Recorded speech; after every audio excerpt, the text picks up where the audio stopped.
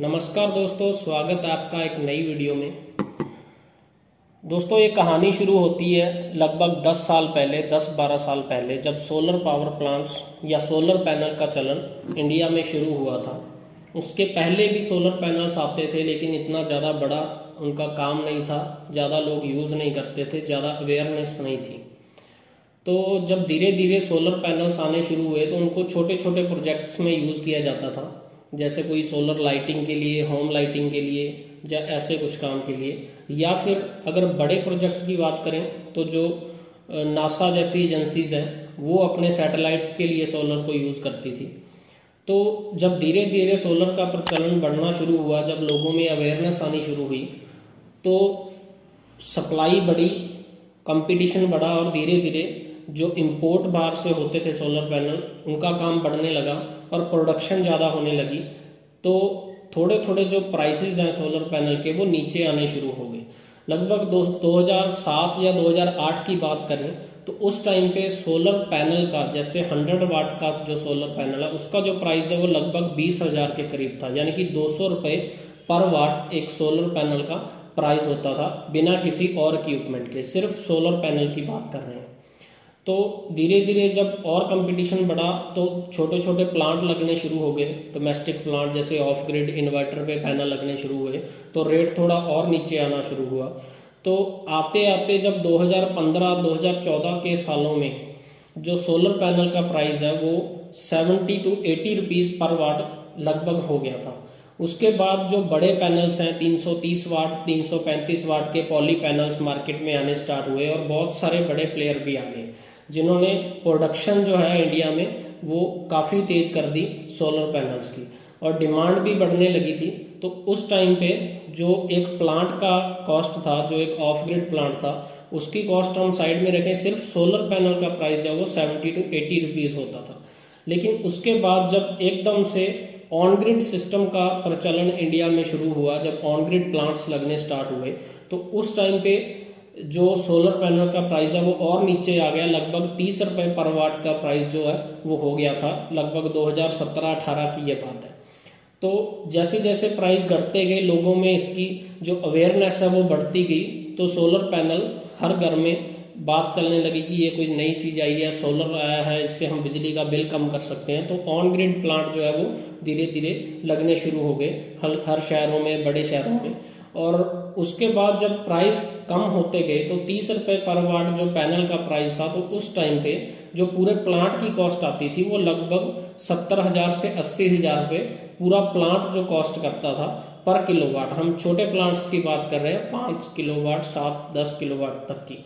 तो उस टाइम पे जो ROI थी, जो रिटर्न ऑन इन्वेस्टमेंट थी, या हम ये कह सकते हैं आसान भाषा में कि प्लांट कितने टाइम में फ्री होता था, जो हम इन्वेस्ट करते हैं उसको कितना टाइम लगता था प्लांट को फ्री होने में। तो उस टाइम पे जितनी भी इन्वेस्टमेंट हम करते थे, या कोई भी कस्टमर अगर प्लांट लगाता था, कोई भी लोग जो प्लांट लगवाते थे, तो उनकी जो इन्वेस्टमेंट है, जो पैसा वो खर्चते थे, वो 5, 6 या 7 साल में उनको रिटर्न मिल जाता था बिल के रूप में, जो उनका बिजली का बिल फ्री हो जाता था।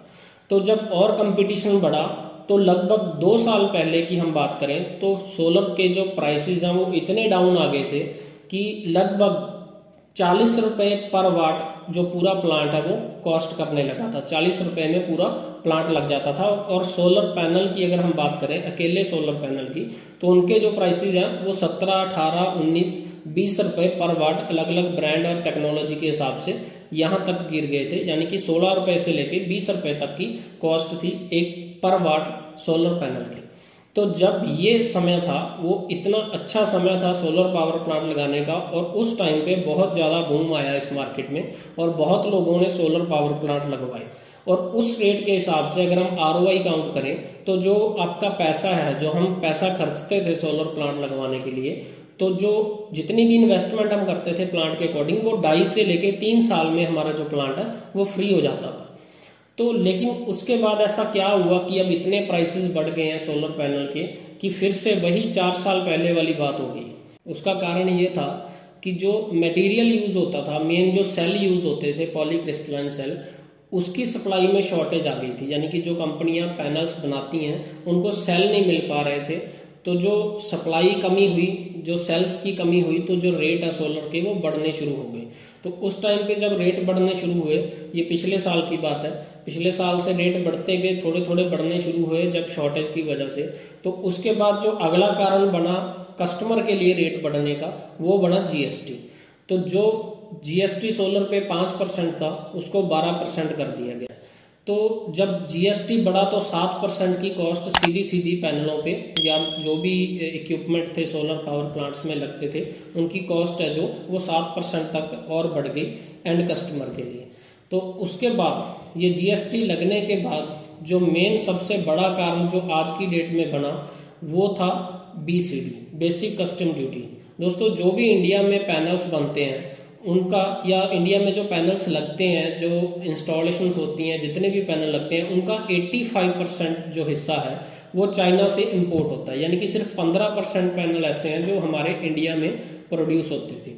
तो जो इंडिया में पैनल बनते थे, जो इंडिया का सेल था, जो इंडिया में सोलर सेल बनता था, वो बहुत ही कम क्वांटिटी में बनता था। जो मोस्टली सारा जो पैनल्स का मटेरियल है, जो रॉ मटेरियल जिसको हम बोलते हैं, वो चाइना से इंडिया में इंपोर्ट होता था। तो उसके बाद जब गवर्नमेंट ने बीसीडी लागू की 1 अप्रैल से, तो बीसीडी का ये सीन है कि जो बेसिक कस्टम ड्यूटी है, जो भी बाहर से मटेरियल इंडिया में आता है उस पर एक कस्टम ड्यूटी लगती है, एक टैक्स होता है एक तरह का जो गवर्नमेंट लेती है जो भी बाहर से मटेरियल आता है। वो सोलर पे 0% थी, 1 रुपया भी बीसीडी नहीं लगती थी, क्योंकि इंडिया में सोलर को प्रमोट किया जा रहा था उस टाइम पे। तो अब जब लोगों ने उसको, जब लोग अवेयर हुए, लोगों ने उसको अपना लिया, लोग लगाने को चले, तो ये बीसीडी लगा दी गई। तो बीसीडी कैसे लगाई कि जो भी पैनल बना बनाया बाहर से आएगा, जो रेडीमेड पैनल बाहर से आएगा उस पर 40% लगेगी, और जो मटेरियल जो सेल्स आएंगे बाहर से उस पर 25% बीसीडी लगेगी। तो बीसीडी लगने के बाद दोस्तों जो भी बाहर से पैनल आते थे, ट्रीना, कैनेडियन, जिंको और भी बहुत सारी कंपनियां हैं, उनके जो पैनल्स हैं उनके रेट 40% तक बढ़ने स्टार्ट हो गए धीरे धीरे से। तो जब 40% उनका रेट बढ़ा तो जो पैनल है वो प्लांट की कॉस्ट का 60-65% होता है। सबसे महंगा हिस्सा पैनल ही होता है जो प्रोडक्ट एक प्लांट में लगता है। तो जब पैनल के रेट 40% बढ़े तो ऑब्वियसली जो पूरे प्लांट का खर्चा था वो बहुत ज़्यादा बढ़ गया। तो जो इंडियन मार्केट की बात करें, इंडियन पैनल्स जो भी बनते हैं उसमें जो सेल यूज होता है वो बाहर से आता है, तो उस पर 25% बीसीडी लगी, जिसका सीधा सीधा इम्पैक्ट जो पैनल के प्राइस पे है वो लगभग 12 से 13% पैनल के प्राइस के ऊपर उसका इम्पैक्ट पड़ा है। तो ये रेट बढ़ने के कारण दोस्तों पिछले 2-3 महीने या हम 5-6 महीने की बात करें तो सोलर पावर प्लांट जो है, पूरा प्लांट जो लगता है उसके प्राइसेस 50% तक बढ़ गए, यानी कि डबल प्राइस उसका हो चला है।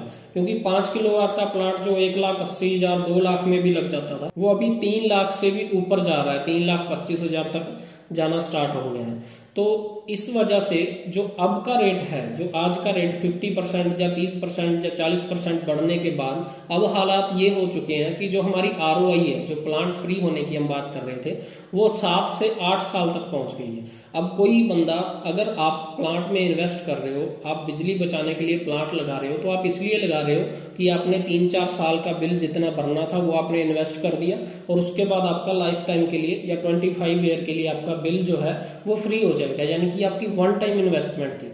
अब जो आपकी वो इन्वेस्टमेंट है वो लगभग 8 साल के लिए आपकी जो ROI निकलेगी, यानी कि जितनी आप इन्वेस्टमेंट करोगे आप प्लांट लगाने के लिए, कम से कम 7-8 साल लग जाएंगे उसकी कॉस्टिंग पूरे होने को, यानी कि वो 7-8 साल में जितना आपका बिल बचाएगा उससे आपकी इन्वेस्टमेंट पूरी होगी। उसके बाद स्टार्ट होगा आपका कि जो बिल आपका फ्री होना। तो लोगों ने यही सोचा कि जब 8 साल में तो पैसा ही वापस आएगा तो क्या ही फायदा है सोलर लगाने का। तो इसीलिए अभी लोग यही वेट कर रहे हैं कि शायद, जैसे कि पंजाब में क्या हुआ, अब 300 यूनिट फ्री हो गई। अब जो ज़्यादा कस्टमर थे 3, 4, 5 किलोवाट वाले, उनका जो 3 किलोवाट वाले हैं उनका तो लगभग पूरा बिल ही फ्री हो जाएगा, जिनको 3 किलोवाट की ज़रूरत थी। 600 यूनिट अगर फ्री हो जाती हैं तो और अगर दूसरे कस्टमर की बात करें, बड़े प्लांट्स जो लगते हैं, तो उसमें सेम वही दिक्कत है कि जो प्राइसेस हैं वो लगभग 1.5 गुना हो गए हैं, डबल हो गए हैं। तो 50% रेट जो है वो पैनल्स के या सोलर पावर प्लांट्स के बढ़ चुके हैं। मोस्टली हमने ये सुना है कि जब सप्लाई ज़्यादा होती है, डिमांड कम होती है, तो रेट नीचे गिर जाते हैं, और जब सप्लाई कम होती है, डिमांड ज़्यादा होती है, तो जो रेट है वो ऊपर चले जाते हैं। लेकिन यहाँ पे क्या है कि अभी सप्लाई भी ज़्यादा है और डिमांड भी कम हो रखी है क्योंकि रेट बढ़ गए हैं, लेकिन फिर भी जो सोलर के रेट है वो नीचे आने का नाम नहीं ले रहे हैं। अभी देखना ये होगा कि आगे 1-2 साल में क्या होने वाला है, रेट और ज़्यादा बढ़ेंगे या और ज़्यादा कम होंगे। हालांकि जो भी सुनने में आ रहा है, जो भी न्यूज़ हम सुन रहे हैं उसमें तो यही कह रहे हैं कि रेट अभी और ज़्यादा बढ़ेंगे। तो मेरी तो समझ से ये चीज़ बाहर है कि अगर और ज़्यादा रेट बढ़ेंगे तो सोलर लगवाने का फ़ायदा क्या रह जाएगा, मतलब क्या बेनिफिट होगा एक एंड कस्टमर को कि वो सोलर लगवाए और 10-12 साल तक वेट करे अपनी इन्वेस्टमेंट का कि वो उसको रिटर्न मिले। तो दोस्तों पीछे के टाइम में जब सोलर प्लांट इतने सस्ते थे तो जो रिटर्न थी इस पे, जो इन्वेस्टमेंट पे जो रिटर्न मिलती थी वो बहुत ज़्यादा थी, वो किसी भी बैंक के इंटरेस्ट से ज़्यादा थी।